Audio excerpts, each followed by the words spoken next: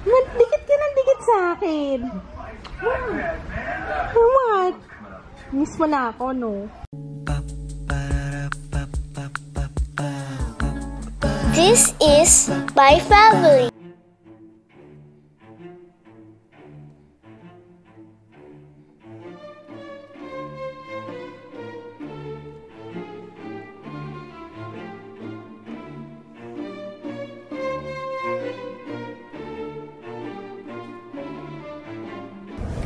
Dito kami guys ngayon sa sa Intramuros sa BIR. Tapos may na-meet kami. Hi JS! Taga Laguna pa siya. Hindi nagpo-focus. Wait. Yan. Taga Laguna pa siya. Buti nakita mo kami. Sino unang nakita mo? Si Jupo. Mamaya pa kasi magsa-start yung seminar, 9:30. Kaya dito mo na kami sa 7-Eleven. Kain mo ng breakfast. Kasi alam nyo ba birthday niya bukas? Happy birthday, JS! Ay ka sa ate mo. Hey, Jet. Tunigdan ko tama ko si Madam Ann. Madam talaga. Hi, Jet.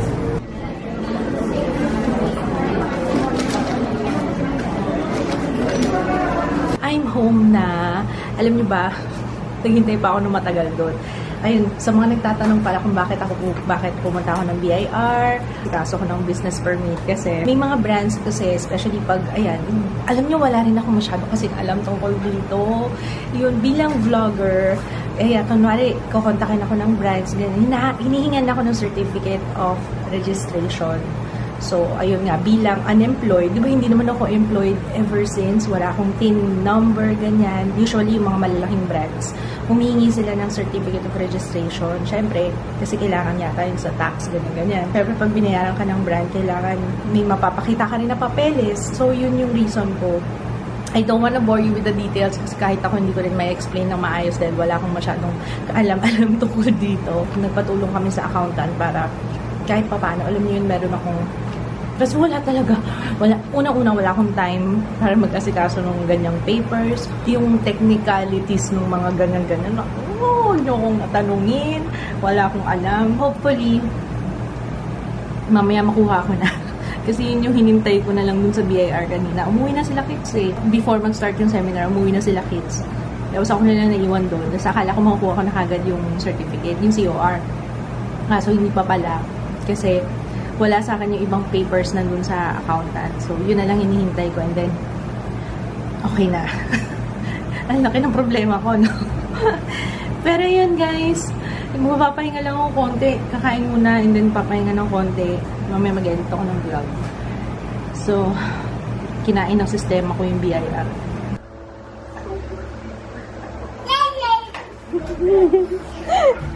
Hello!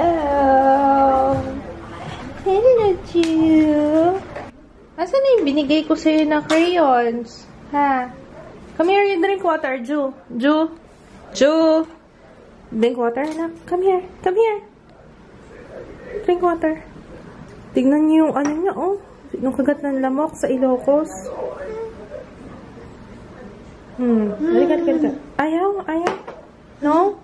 Salita ka nga. Ikaw talaga. Say mama. Mama. Say mama, anak. Nak. Clean up na lang. Clean up. Nag-edit ako ng haul video, yung Watsons, na dapat in-upload ko nung Sabado. Ju, ako naman ha. Last episode na ako sa Riverdale, guys. Yun lang yung aking fun, moment. Pag nanonood ako ng Netflix. Wala na akong ibang ginagawang pagkakaabalahan. Ay, hindi. Syempre, yung pag-edit ko, na-enjoy ko naman yun. Pero pagka time for myself, ay in Riverdale.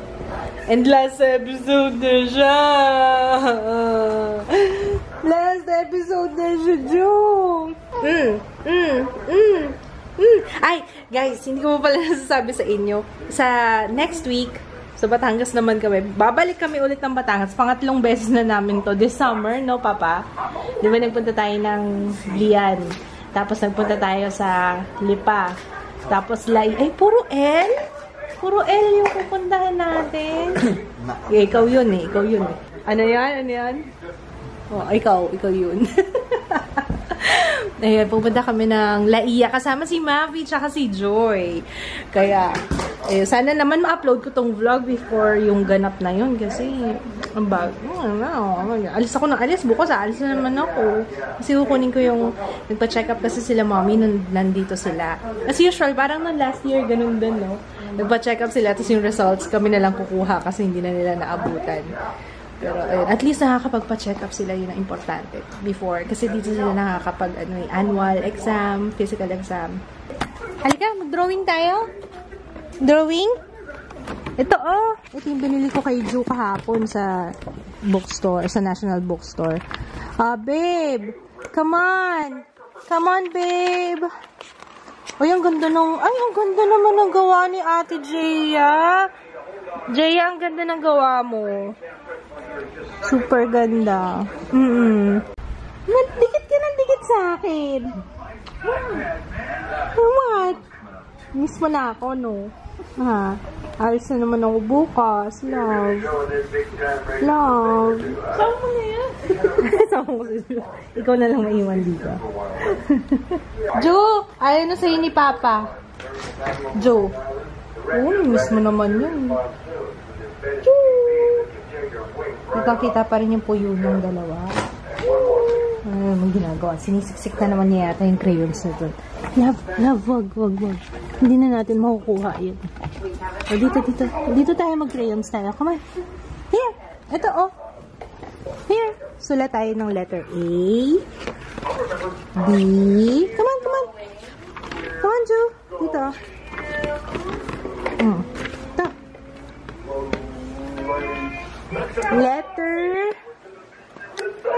Letter A. What's this? Anong letter to, Ju? Ju? Letter A. Hindi niya ako pinapansin. Letter A. Alam niyo, ibang-iba ang ugali ni Ju kay Jaya. Si Jaya interested siya. Kapag kunwari yung nagre-review kami, nag-aaral kami, kahit baby pa siya, kahit yung mga pagsusulat, yan, gustong-gusto ni Jaya. Wala pa siyang 1-year-old, marunong na siya maghawak ng pencil, ng ballpen. Etong lalaking to, mukhang wala siya. Parang feeling ko magiging athletic naman si Ju. No? Feeling ko magiging athletic naman siya. Magiging athletic tong anak ko, paglaki niyan. Papa, ikaw yung mga paramdam mo dyan.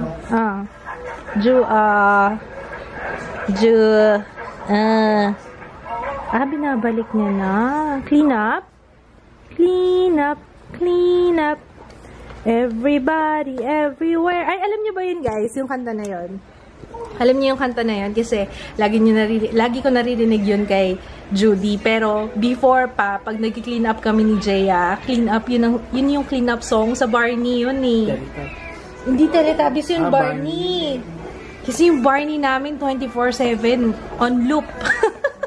Paborito ni Jaya yun dati. Yung Jaya, naalala mo pa yun? Clean up, yung sa Barney.